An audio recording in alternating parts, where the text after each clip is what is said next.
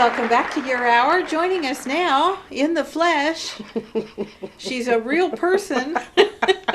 We began to wonder about that.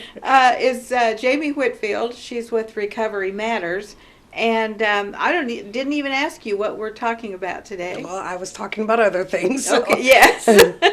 Today I just thought it would be appropriate to talk about to surrender. I've talked about this before, but I'm going to come at it in a different direction. Okay. To surrender in your recovery is something that you have to do daily. In the morning, I wake up and I say, I surrender, because I am powerless over my addiction. Mm-hmm. And it's just, basically, it's part of, a step that you surrender to your addiction, because your addiction is always going to win if you let it.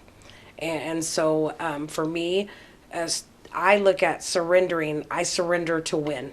And that's to say I'm powerless, but I'm powerful when I'm clean. Does that make sense? And so surrendering every day is because, recovery is something you have to work at every day. Yeah. It is a choice that I wake up every day and decide, am I going to stay clean or not? I mean, that's just how it is. Because if I don't utilize the things that I have learned through my journey, I could use just like that. They do say it is a process, but I think sometimes you don't even know sometimes that you're going through that the mental and the emotional and mental stages until you actually just go pick up and use. Yeah. You know what I mean? So every day for me, I literally have to work a step one and surrender and admit that I'm powerless over my addiction. I see it too many times in the field that I'm in, that people come through them doors, and we don't expect anything from anyone that comes through the doors and to treatment, because for one, people come to us broken. Yeah. And that's expected. But a lot of times throughout their treatment, they're just not ready to surrender. And that is like the first thing you have to do to be able to stop using. I wrote a few things down. The help for addicts begins only when we are able to admit complete defeat of our addiction.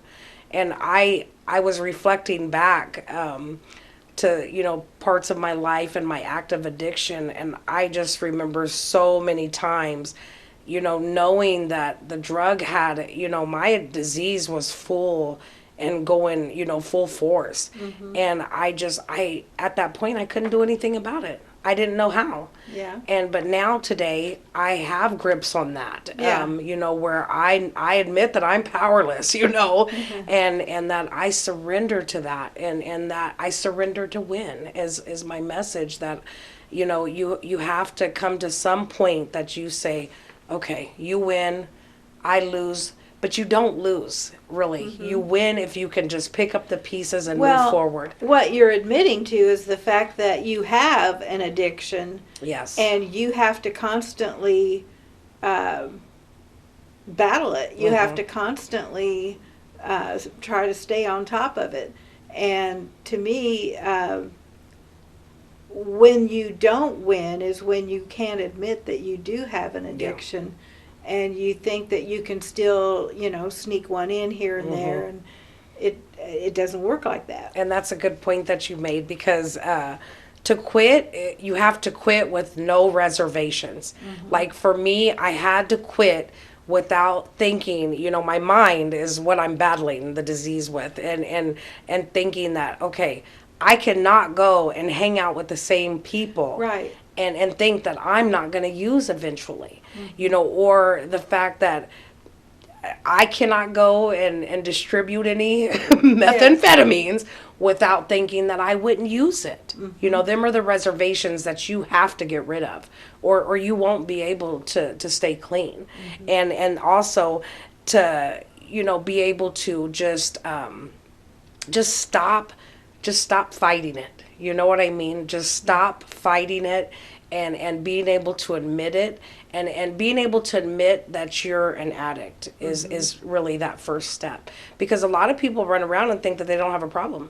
Yeah. And I know from the literature and just, my own, how my own thinking is, and just my own experience, that one is too many and 1,000 will never be enough for me. It will never be enough for me because I will continue to chase whatever I'm looking for, that high, and I'll never get that again. You know what I mean? I don't want it. The desire has been lifted out of my life for wanting to use drugs.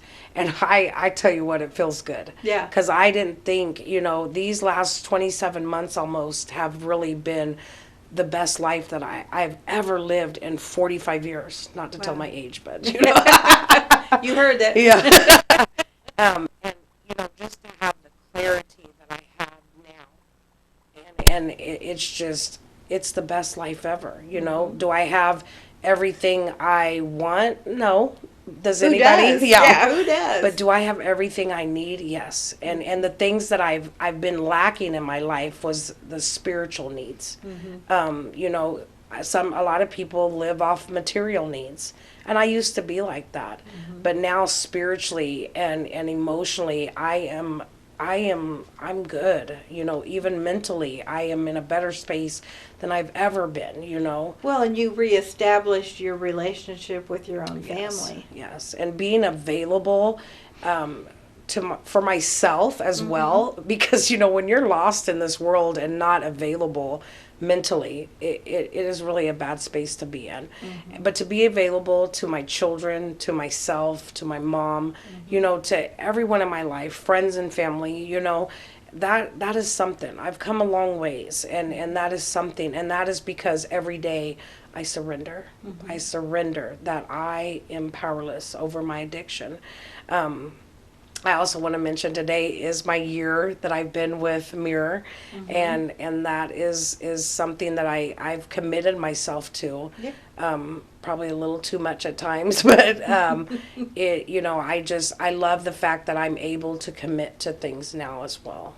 Well, and you're able to help give other people the same tools, Yes. the benefit of the same tools that you have used to fight your addiction.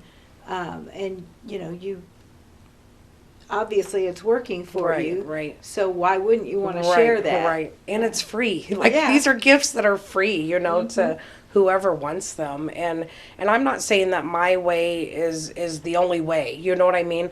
I only offer suggestions to people that have worked for me. And that's what's so beautiful about recovery, that everyone has some suggestions to give on how they've stayed clean too.